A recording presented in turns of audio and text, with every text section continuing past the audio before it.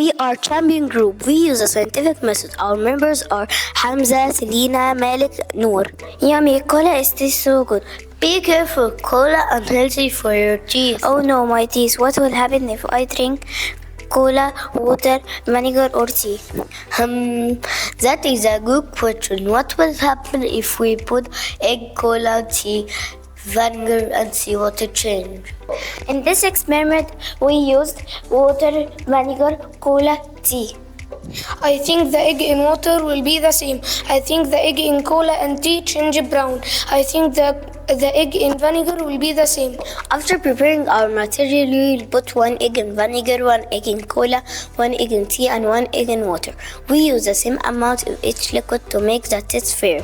Leave them for 24 or 48 hours. Observe them each day. The egg in water, it will be the same. The egg in cola and tea turn brown. The egg in vinegar, it will be soft because the shell is dissolved.